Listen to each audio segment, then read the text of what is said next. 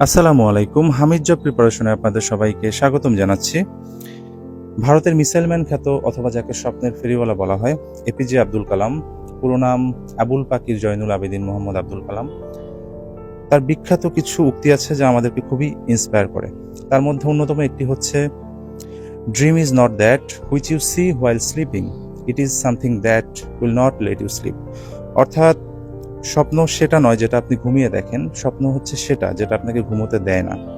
তার আরও একটি খুব বিখ্যাত উক্তি আছে, সেটা হচ্ছে, if you want to shine like the sun first burn like it. অর্থাৎ আপনি যদি সূর্যের মতো জ্বলতে চান, আপনাকে প্রথমে আগে সূর্যের মতো উঠতে শিখতে হবে। তার আরও কিছু উক্তি আছে, কোনো কিছুতে আপনি ফেল করলে আপনি যদি মনে করেন যে এখানেই শেষ, no, first attempt in learning. কোনো কিছুতে আপনাকে নো বললো, আপনি হতাশ হয়ে গেলেন, নেভার, সেটা কি নেক্সট অপরচুনিটি। কোনো কিছু এন্ড হয়ে গেল, মনে হচ্ছে the end, no, effort never dies, আপনাকে আবার চেষ্টা করতে হবে।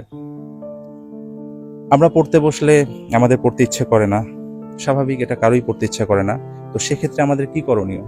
আমাদের করণীয়, ইচ্ছে যেটা করছে না সেটাকে আস্তে আস্তে আয়ত্তে আনতে হবে এবং চেষ্টা করতে হবে। এরপর কখন বুঝবেন যে আপনার পড়াশোনা মোটামুটি হচ্ছে? আপনি টিভি দেখতে বসলেন, আপনার ইচ্ছে হচ্ছে না, আপনার মধ্যে একটা বিষণ্ণতা কাজ করছে, ইস, আমি পড়তে না বসে আমি টিভি দেখতেছি, না, আমি তো সময় নষ্ট করতেছি। এই যে আপনার মধ্যে একটা উপলব্ধি সৃষ্টি হয়ে গিয়েছে। আপনি ঘুমোতে যাচ্ছেন, আপনি ঘুমোতে পারছেন না, মনে হচ্ছে আমি বেশি ঘুমিয়ে ফেলেছি, এই সময় তো একটু পড়তে পারতাম।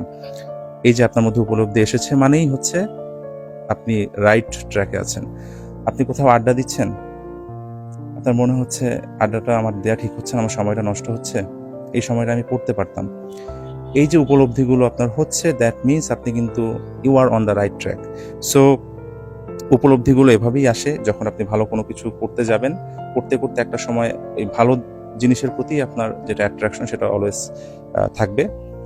সো যাই হোক, সবার জন্য শুভকামনা রইল for your upcoming days, for your upcoming exam.